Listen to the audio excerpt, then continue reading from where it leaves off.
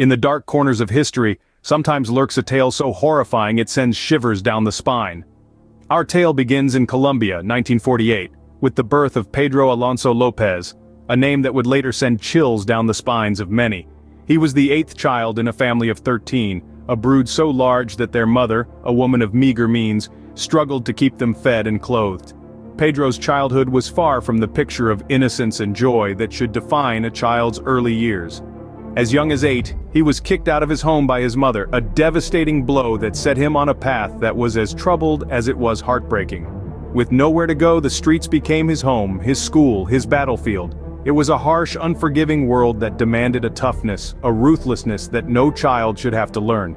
But learn he did, and it was during these formative years that the seeds of the monster he would become were sown. A man, seemingly kind, took him in. But this was no act of charity, no attempt to save a lost soul. This man was a predator, and his abuse of young Pedro was a cruel lesson in the darkest aspects of human nature. The streets, the abuse, they were a cruel crucible, forging a future monster from the innocence of a child. His crimes escalated and soon he found himself behind bars, incarcerated at a tender age. But confinement did nothing to quell the darkness growing within. Instead, it seemed to feed it, to nurture it. Pedro was not deterred, not tamed. He was being shaped, sculpted into a figure that would haunt the nightmares of many. This tumultuous start to life set the stage for a future that was as dark as it was shocking. The twisted path of Pedro Alonso Lopez begins to unfurl as a sinister pattern of behavior emerges. Our story takes us back to the early years of Lopez's life, a time when his criminal tendencies were just starting to take shape. Initially, his crimes were of a less violent nature, primarily revolving around petty theft. He was a regular face in the local police stations, known for swiping cars off the streets and selling them for a quick buck. But as time went on, the severity of his crimes escalated. His focus shifted, and he began to exhibit a dark fascination with violence. It was as if a switch had been flipped within him. The man who was once content with stealing cars was now driven by a far more sinister desire. After serving a prison sentence for his early misdemeanors, Lopez was released back into society.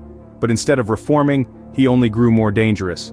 He left his home country of Colombia and migrated to Peru, a move that would mark the beginning of his infamous reign of terror. In Peru, Lopez discovered his preferred prey: young, vulnerable girls. He was a predator in the truest sense of the word, using cunning and manipulation to lure his victims. He would seek out those who were most vulnerable, those who were alone or neglected, and those who would be least likely to be missed. He was relentless in his pursuit, showing no remorse or empathy for his victims. He was driven by a perverse pleasure, a satisfaction derived from the suffering of others. His monstrous nature was in full display, and it was clear that he was no longer the petty car thief he once was. His tactics were cruel and calculated. He would gain the trust of his victims, only to betray them in the most horrific way possible. His actions were a stark reminder of the depths of depravity that a human being is capable of sinking into. The monster was on the loose, and his reign of terror was just beginning. Lopez found his hunting grounds, a place where he could operate unnoticed and unhindered. After serving a brief stint in prison in his native Colombia, he made his way to neighboring Ecuador. This was a land untouched by his crimes, a fresh canvas for this predator to paint his horrors anew. In Ecuador, he found an environment that perfectly facilitated his monstrous intentions. The country was marred by poverty and political instability. Its indigenous communities were marginalized, their pleas for help often falling on deaf ears. This societal blind spot provided Lopez with the perfect cover. He preyed on the innocence of the indigenous girls, exploiting their vulnerability and the indifference of the local authorities. He would approach these girls under the pretense of being a lost salesman or a priest.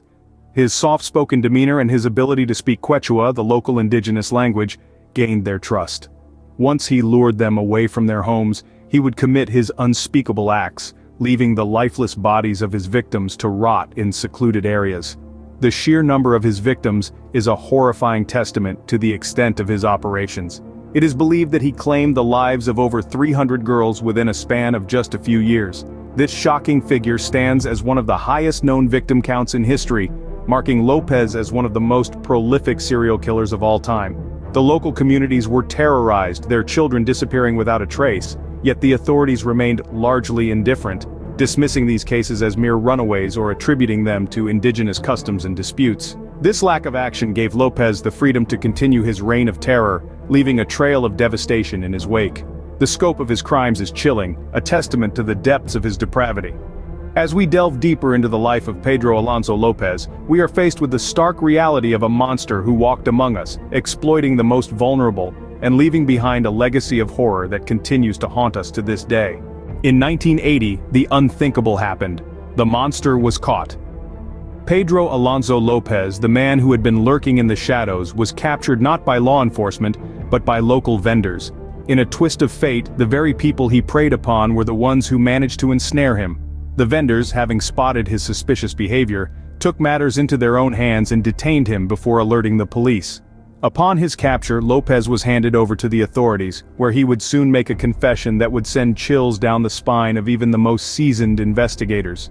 He admitted to his crimes, his voice devoid of any remorse. He detailed his actions, revealing a shocking number of victims that seemed almost unfathomable. He claimed to have taken the lives of more than 300 innocent girls, a number so staggering that it was initially met with skepticism by the authorities.